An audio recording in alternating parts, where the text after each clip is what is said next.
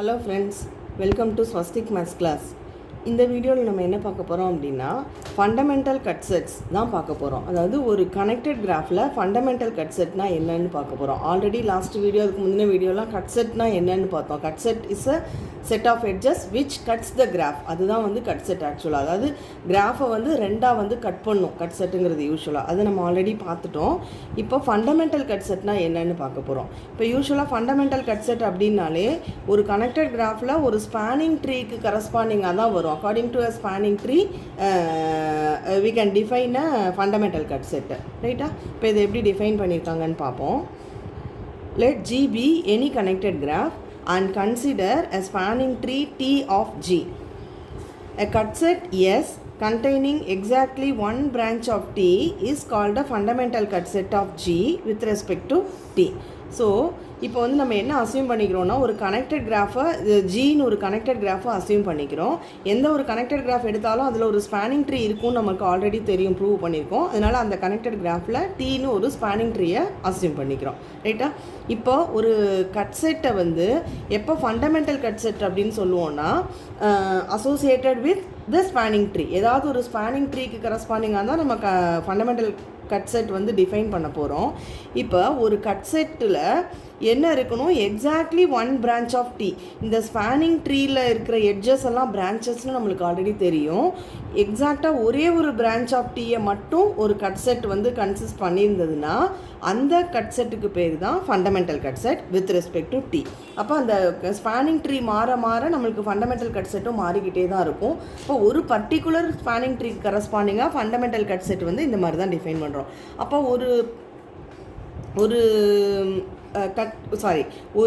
Spanning ட்ரீக்கு கரஸ்பாண்டிங்காக எவ்வளோ fundamental cut sets இருக்கலாம் அப்படின்னா அதில் பிரான்ச்சஸ் எவ்வளோ இருக்குமோ அவ்வளோ number of fundamental cut sets இருக்க முடியும். ரைட்டா? இது வந்து டெஃபினேஷன்லேருந்து நம்மளுக்கு வந்து சொல்லிட முடியும், ரிமார்க் மாதிரி. ரைட்டா? இப்போ இதுக்கு ஒரு எக்ஸாம்பிள் பார்த்தோன்னா இன்னும் கொஞ்சம் ஈஸியாக புரியும்.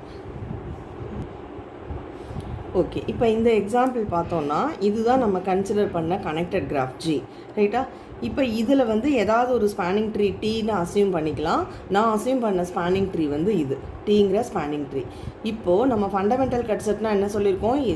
That is a cut set containing exactly one branch of T. அதுதான் ஃபண்டமெண்டல் கட் செட்டு. ரைட்டா? இப்போ இந்த ஸ்பேனிங் ட்ரீ எடுத்தோம்னா, இப்போ இதில் சப்போஸ் இது வந்து இதில் இருக்கிற எல்லா எட்ஜஸுமே பிரான்ச்சஸ் இல்லையா? AF, BF, CF, CD and DE எல்லாமே பிரான்ச்சஸ். ஸ்பேனிங் ட்ரீயில் இருக்கிற எட்ஜஸ் எல்லாமே பிரான்ச்சஸ் நம்மளுக்கு தெரியும். இந்த ஸ்பேனிங் ட்ரீயில் இல்லாமல் ஒரிஜினல் கிராஃபில் இருக்கிற ரிமைனிங் எட்ஜஸ் எல்லாம் கார்ட்ஸ்னு நம்மளுக்கு ஆல்ரெடி தெரியும். இப்போ இந்த ஒரு பர்டிகுலர் பிரான்ச் எடுத்தோம்னா, இப்போ இந்த பிரான்ச்சை வந்து நம்ம ரிமூவ் பண்ணிட்டோம்னா என்னாகும்? இந்த ட்ரீ வந்து என்னாகும்? டிஸ்கனெக்டட் ஆயிரும். That's why this edge is a cut edge in this tree.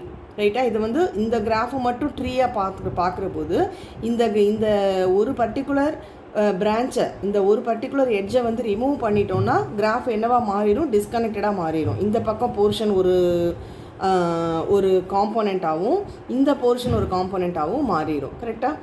இப்போ இந்த எட்ஜு கூட சேர்த்து வேறு எந்த எட்ஜஸ் எல்லாம் இந்த ஒரிஜினல் கிராஃபில் ரிமூவ் பண்ணோன்னா அதே மாதிரி ரெண்டு காம்போனன்ட்ஸாக கிடைக்கும் அப்படின்னு பார்த்தோன்னா அந்த செட் ஆஃப் எட்ஜஸ்க்கு பேர் தான் கட் எட்ஜ்.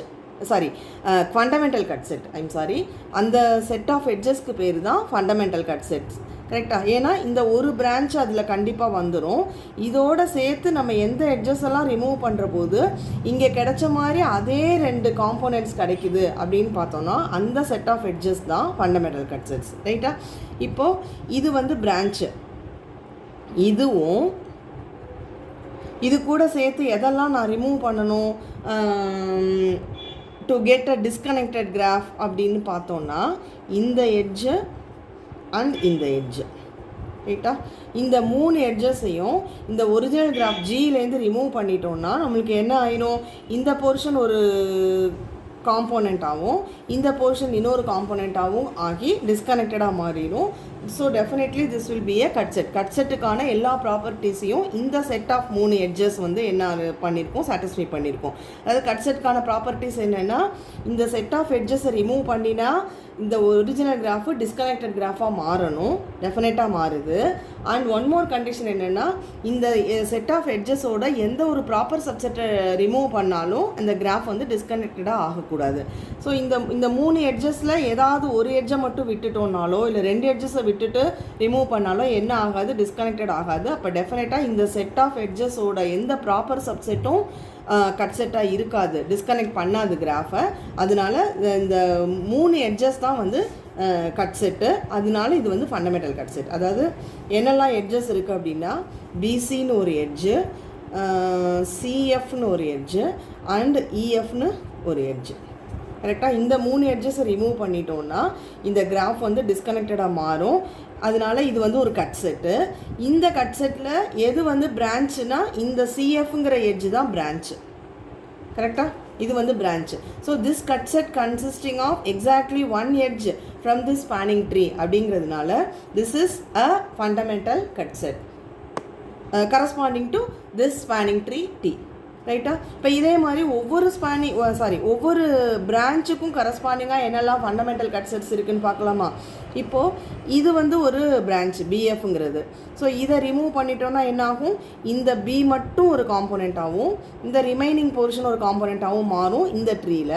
ஸோ இது வந்து ஒரு கட் எட்ஜ். இந்த ட்ரீயை பொறுத்த வரைக்கும் இது கட் எட்ஜு. இப்போ இந்த கட் எட்ஜோட சேர்த்து எந்த எட்ஜஸ் எல்லாம் இந்த ஒரிஜினல் கிராஃபில் ரிமூவ் பண்ணோன்னா நம்மளுக்கு வந்து அது கட் செட்டாக, ஃபண்டமெண்டல் கட் செட்டாக இருக்கும் அப்படின்னு பார்த்தோன்னா, இது வந்து பிஎஃப் இல்லையா? இந்த பிஎஃப் கூட சேர்த்து இதையும் ரிமூவ் பண்ணதான், அதாவது ஏபி அண்டு பிசி இந்த 3 எட்ஜஸை ரிமூவ் பண்ணிட்டோன்னா என்ன ஆகும், இந்த 3 எட்ஜஸ் 1 2 3 இந்த 3 எட்ஜஸை ரிமூவ் பண்ணிட்டோன்னா இந்த பி மட்டும் ஒரு காம்போனெண்ட்டாகவும் இந்த ரிமைனிங் போர்ஷன் ஒரு காம்போனெண்ட்டாகவும் மாறிடும். கரெக்டாக? அதனால இது ஒரு கட் செட்டு. ஸோ இது ஒரு ஃபண்டமெண்டல் கட் செட்டு. என்னெல்லாம் அதில் எட்ஜஸ் இருக்கும் அப்படின்னா, ஏபி, பிசி அண்ட் பிஎஃப். கரெக்டாக? ஏபி, பிசி அண்ட் பிஎஃப்ங்கிற இந்த 3 எட்ஜஸ் வந்து ஒரு கட் செட்டு. இது ஏன் ஃபண்டமெண்டல் கட் செட்டுன்னு சொல்கிறோன்னா, இதில் இருக்கிற only branch of this T is BF. So இந்த கட் செட்டில் ஒரே ஒரு பிரான்ச் இருக்குது, பிரான்ச் ஆஃப் டி இருக்கிறதுனால this is a fundamental cut set. இது ஒரு fundamental cut set with respect to இந்த பிரான்ச் சிஎஃப். இது வந்து another fundamental cut set with respect to இந்த பிரான்ச்சு பிஎஃப். ரைட்டா? இதே மாதிரி ஒவ்வொரு பிரான்ச்சுக்கும் கரஸ்பாண்டிங்காக என்னெல்லாம் எட்ஜஸ் இருக்குதுன்னு பார்க்கலாம் ஃபண்டமெண்டல் கட் செட்ஸு. இப்போ ஏஎஃப்ங்கிற பிரான்ச்சு இதை ரிமூவ் பண்ணிட்டோன்னா ஏ மட்டும் ஒரு காம்போனெண்ட், இந்த போர்ஷன் ஃபுல்லாக ஒரு காம்போனெண்ட்டாக இருக்கும். அதே மாதிரி இங்கே வந்து ஏஎஃப் கூட சேர்த்து எதெல்லாம் ரிமூவ் பண்ணால் இதே மாதிரி காம்போனெண்ட்ஸ் இங்கே கிடைக்கும் அப்படின்னு பார்த்தா ஏஎஃப் அண்ட் ஏபி, ஏஎஃபோட ஏபியையும் சேர்த்து ரிமூவ் பண்ணால் தான் ஏ மட்டும் ஒரு காம்போனெண்ட், இந்த போர்ஷன் ஒரு காம்போனெண்ட்டாக மாறும். ஸோ ஏபி அண்ட் ஏஎஃப் இந்த செட்டு வந்து ஒரு ஃபண்டமெண்டல் கட் செட். இதில் இருக்கிற பிரான்ச் வந்து என்னென்னு பார்த்தா ஏஎஃப்.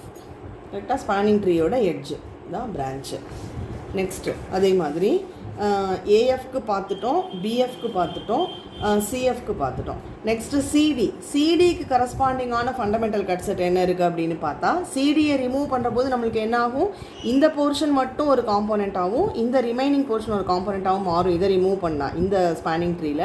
இப்போ இதே மாதிரி இந்த சிடி கூட எந்த எட்ஜஸ் எல்லாம் ரிமூவ் பண்ணால் அப்படி நம்மளுக்கு ப்ராப்பர்ட்டிஸ் அந்த மாதிரி 2 காம்போனெண்ட்ஸாக கிடைக்கும் அப்படின்னு பார்த்தா, சிடியோட சேர்த்து சிடி, சிஇ அண்டு இஎஃப் இந்த 3 எட்ஜஸை ரிமூவ் பண்ணால் என்ன ஆகும், இதே மாதிரி இந்த டிஇ ஒரு காம்போனெண்ட்டாகவும் இந்த ரிமைனிங் போர்ஷன் ஒரு காம்போனெண்ட்டாகவும் இருக்கும். ஸோ இந்த சிடிங்கிற பிரான்ச்சுக்கு கரஸ்பாண்டிங்கான ஃபண்டமெண்டல் கட் செட் என்ன அப்படின்னா, CD one of the edges, அதுக்கப்புறம் சிஇ ஒரு எட்ஜு, இஎஃப் ஒரு எட்ஜு. ரைட்டா?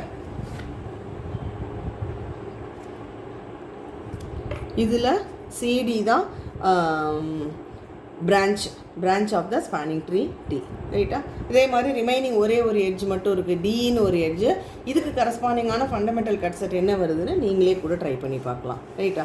ஸோ ஒரு கனெக்டட் கிராஃபில் ஒரு ஸ்பேனிங் ட்ரீயில் இருக்கிற பிரான்ச்சஸ்க்கு கரஸ்பாண்டிங்காக நம்ம வந்து எதை டிஃபைன் பண்ணுறோன்னா ஃபண்டமெண்டல் கட் செட்ஸு டிஃபைன் பண்ணுறோம். ரைட்டா? அப்போ எவ்வளோ number of fundamental cut sets இருக்கும் அப்படின்னு பார்த்தா ஸ்பேனிங் ட்ரீயில் எவ்வளோ பிரான்ச்சஸ் இருக்கோ அவ்வளோ number of fundamental cut sets இருக்கும். இப்போ n வெர்டிசஸ் வந்து கனெக்டட் கிராஃபில் இருக்குன்னா டெஃபினட்டாக ஸ்பேனிங் ட்ரீயில் n-1 எட்ஜஸ் இருக்கும்.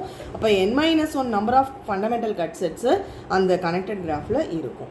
கரெக்டாக? இதை ஸ்பேனிங் ட்ரீயை நம்ம மாற்ற வேறு ஃபண்டமெண்டல் கட் செட்ஸ் நம்மளுக்கு கிடைக்கும். ஸோ ஒரே கண்டிஷன் என்னென்னா ஃபண்டமெண்டல் கட் செட்டாக இருக்கணும்னா ஃபர்ஸ்ட் ஆஃப் ஆல் அது கட் செட்டாக இருக்கணும். அண்ட் ஒன் மோர் கண்டிஷன், அந்த ஸ்பேனிங் ட்ரீயோட எக்ஸாக்ட்லி ஒன் பிரான்ச்சை மட்டும் கண்டெயின் பண்ணி இருக்கணும். அதுதான் conditions for fundamental cut sets. Okay, thank you.